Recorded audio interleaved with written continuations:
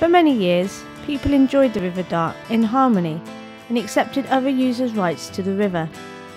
In recent years, a change in policy within one group of users has brought tension to the area, some calling it a modern war for land. It's a very, very beautiful river. Absolutely magical valley. Hasn't really changed since I worked here in the 70s. They all tell us that we're very lucky that we've got it on our doorstep. This conflict relates to access. At present, landowners and fishermen believe they need to give access to the river for users to travel along its length. However, kayakers believe that there is a right of navigation along the river to which they are using. It's much appreciated by a whole range of people. It's probably one of the problems is there's too many people trying to visit. The way I see it, again, it comes down to monopoly, and that's what I feel that it's all about.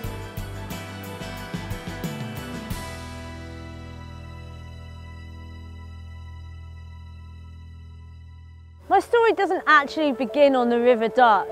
It started here in Plymouth and around Plymouth Hoe, where I joined the local canoe and kayaking club to get out and about and meet new people. As I started to progress through my skills, I moved on to the whitewater of Dartmoor.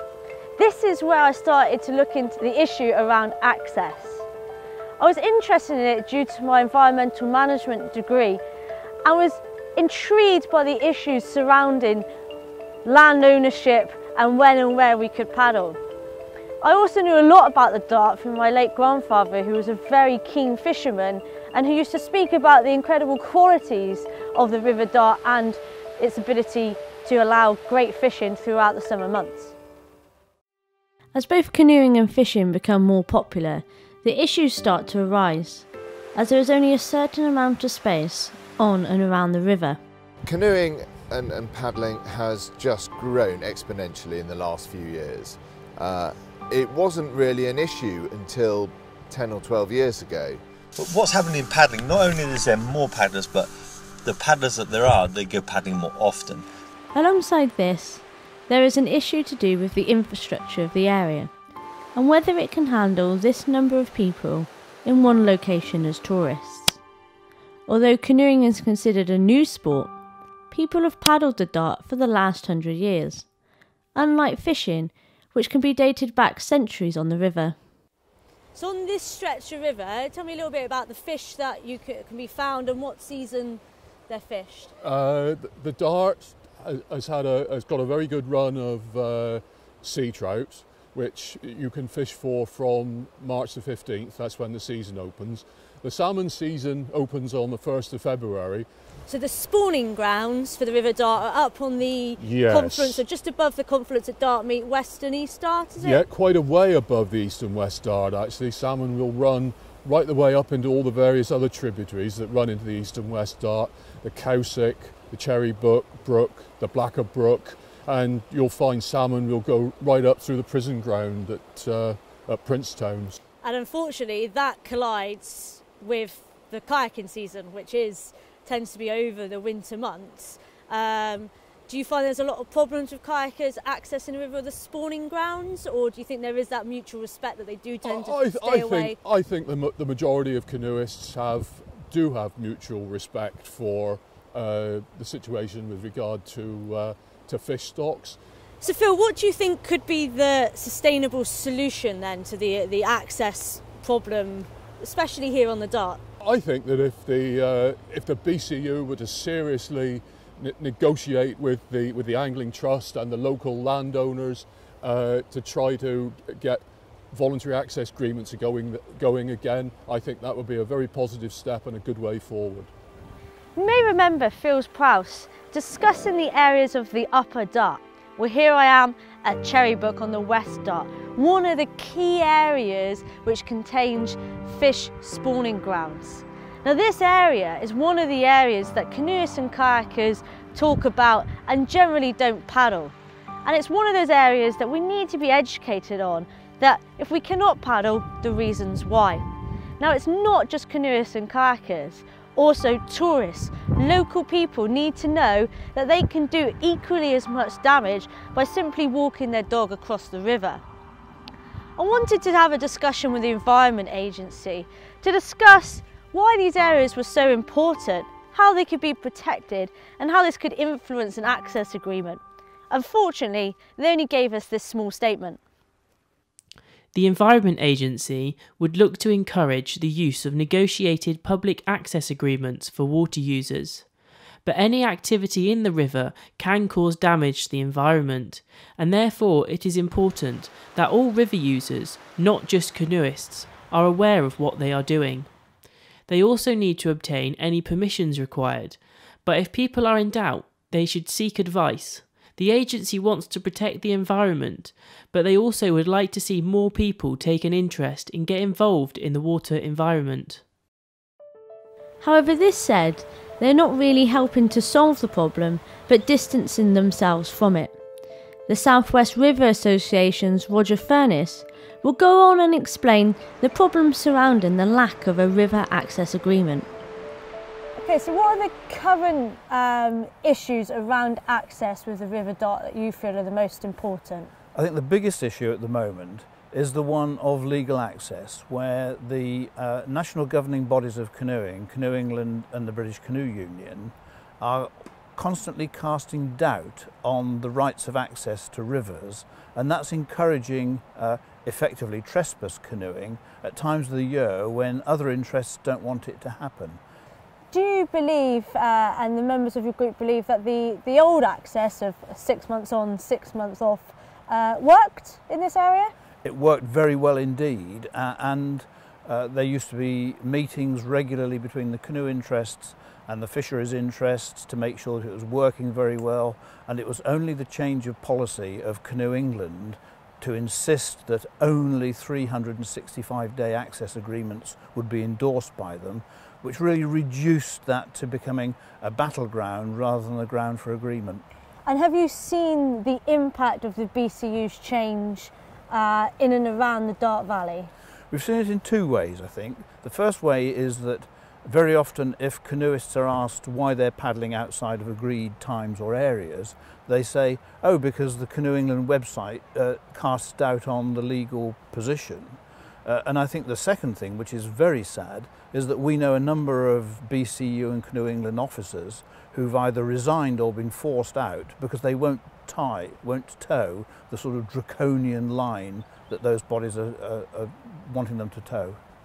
So what would you guys like to see happen in the future then around the Dart access agreement? What do you think could happen in the future if people were willing to be engaged in the process? I think we'd like to go back to the days when we effectively shared the river 6 months for each group of users, which we think is very equitable, especially when you consider that one party actually owns the river, has to pay a licence to use its equipment on the river, that's the anglers, and the other group pays nothing for it. And we think it's very fair to have that 6 month each way split.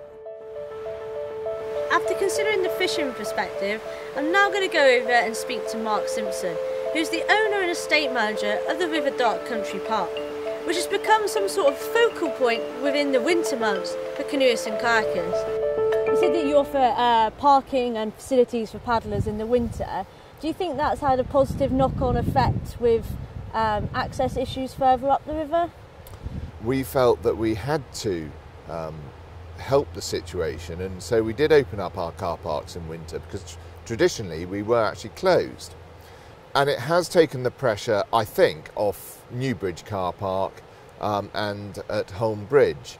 But what annoys me is sometimes the inconsiderate car parking that happens on the roads. How do you feel about the BCU thinking about that paddlers should have access to the River Dart all year round? I think they are trying to overrule property rights. The law on navigation of waterways is clear in that up on tidal waters there is a right of navigation up to the end of the tidal stream. On rivers such as the Dart up here, there is no right of navigation. And personally, I have absolutely no problem with paddlers using the river between 1st of October and the 14th of March during the close season for fishing. After speaking to Mark Simpson about how he feels the access agreement could affect his business, I'm now going to head upriver and speak to Peter Thorne. He's the voluntary local access officer for the BCU. I want to ask him how he feels the current situation is at the moment and what the BCU's new policy is for national access agreements to all rivers within the UK. So what's the current BCU stance on river access to this river in particular at the moment? There is no access agreement. There's an understanding with landowners and other interests. But it's all about communication. People are often passionate about their views and we don't always agree. Do you think it would be better for everyone if there was a black and white agreement, or do you think that having this kind of movable thing actually works better? Well, who would such an agreement be between? If British Canoeing made an agreement with various landowners, that would admit that we require their permission, and we're not convinced that we do. And it would only be between two parties. It wouldn't apply necessarily to all the other people who may be not members of the BCU. They say, well, it doesn't apply to me. The conventional view is that rivers are private in some way, and that the landowners who own the riverbanks control what happens on the river. A lot of recent research has shown that there are ancient rights going back to Magna Carta, which enabled free flow of traffic on the rivers. And so we advise people to make up their own minds about whether they paddle on a particular river or not. Speaking to Peter Thorne and discussing the BCU's new approach to access, I went out and found some local paddlers and discussed the issue with them. I mean, a lot of it is word of mouth and other paddlers telling you what are the do's and don'ts. I'm not aware of the BCU doing anything for me reference local access. They might be in the background, but I'm not aware of it. British Canoeing, they just don't represent the interests of the general paddler anymore, in that they have very little credibility long term with the paddling population. The EA, they've been so cut back with funding, they don't even have fisheries officers in areas anymore to police it, so it's a pretty tough situation. But in a way, they just can't stop us. Having spoken to all the interested parties, I feel now that we need to work out a solution to the problem. Some would look to the governing bodies to find a solution amongst themselves. However, there is the National Park Authority, who control Dartmoor National Park. Well, there are strongly held views on both sides of the canoeing debate. They both have quite conflicting views about access and the use of the river. And to some extent, the authority is caught a little bit in the middle between those opposing views. And more recently, the canoeing interests particularly have not really been willing to sign up to those. And that has really placed the National Park Authority in somewhat of a difficult position, because in the past, when there were agreements in place, we did support canoeing.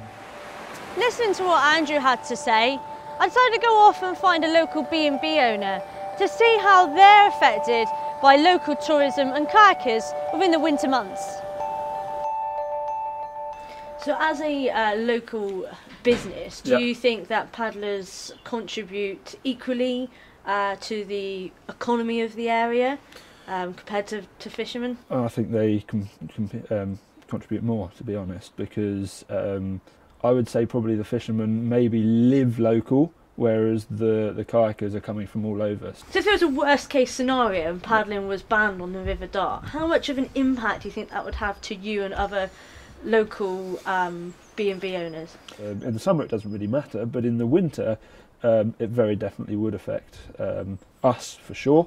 And I think probably the local pubs as well. There's a few people local to here that I would have said, like the pub in Poundsgate, the Tavistock Inn, that I do know that kayakers go over there. So they're going to lose trade over the weekends in the winter, where Otherwise, it's quite tight because of the fact that you haven't got the tourism side that's here during the summer.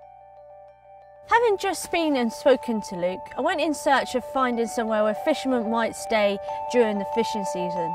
After some considerable research, it became apparent that there doesn't seem to be one or two places where they stay, and it's found very difficult to find a location of which fishermen put in a lot of money during the fishing season. However, it cannot be knocked that the local area around here gains an awful lot of money throughout both summer and winter seasons through tourism. So the sustainable outcome.